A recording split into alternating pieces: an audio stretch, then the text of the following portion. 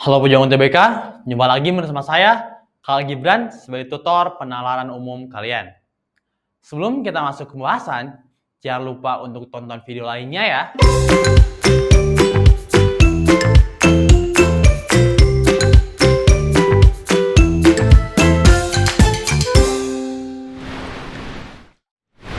Sedikit mengingat kembali bahwa soal analitik adalah tipe soal yang diawali dengan teks agak panjang, kemudian akan ada pertanyaan yang harus dijawab terkait teks tersebut.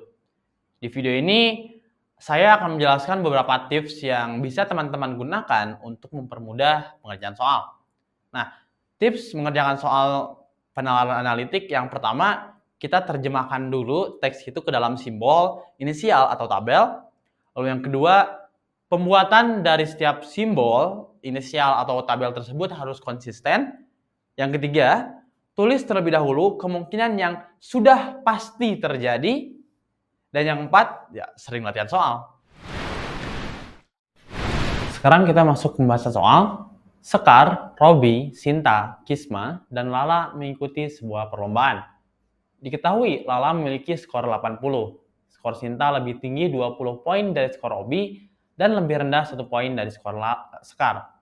Jika skor Kisma lebih tinggi 4 poin dari skor Lala dan lebih tinggi 1 poin dari skor Robi, skor tertinggi diraih oleh siapa? Kita terjemahkan soal ini ke dalam simbol ataupun ke dalam tabel ya. Berarti yang pertama kita tahu bahwa nilai Lala itu 80. Lala itu 80.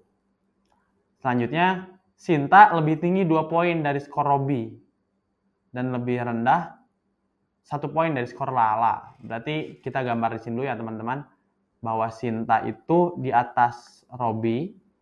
Sinta itu 2 plus nilai Robi ya. Dan Robi itu dan lebih rendah 1 poin di bawah skor Sekar. Oke.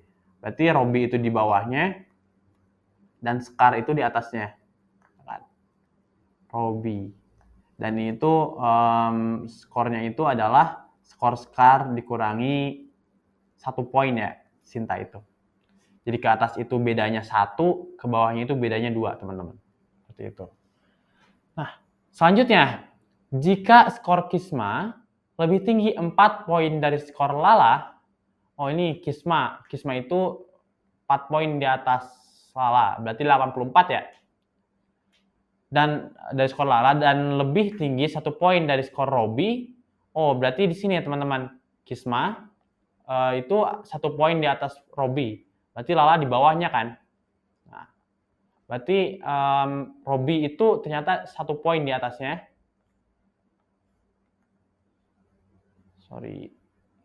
Kisma itu 1 poin di atas Robi. Berarti Robi itu 83 ya teman-teman. Karena 1 poin di atas di bawah Kisma. Dan tadi kita pun dapat bahwa Lala itu 80. Nah, yang skor tertinggi itu akan diraih oleh siapa? Nah, Robi ini 2 ke atasnya itu adalah Sinta ya, teman-teman. Di sini tuh ada Sinta. 2 poin ke atasnya. Itu berarti 83 tambah 2, berarti ini 85 ya. Dan di atas Sinta itu ada Sekar 1 poin. Berarti Sekar itu 86. Berarti jawabannya skor tertinggi itu diraih oleh Sekar, teman-teman. Jawaban A.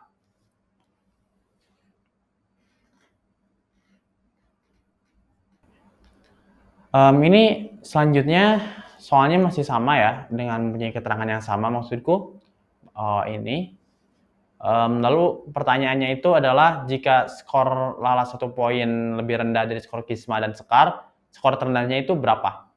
Nah, kita kan tadi dapat ya bahwa Lala itu 80. Ini dari keterangan, terus juga bahwa Sinta itu 2 poin di atas Robi. Ini selisihnya 2 poin. Terus Sekar itu di atasnya 1 poin. Nah, gitu.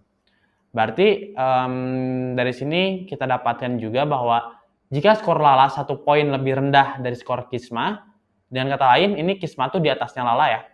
1 poin, 81 berarti. Dan juga skornya Sekar itu sama ya, di atas 1 poin, berarti Sekar pun di sini. Ditanya paling rendah siapa? Nah, dari sini kita pun dapat menghitung bahwa Sekar itu 81.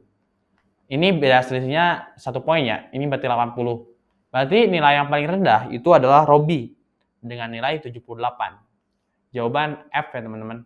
Ini harusnya 78.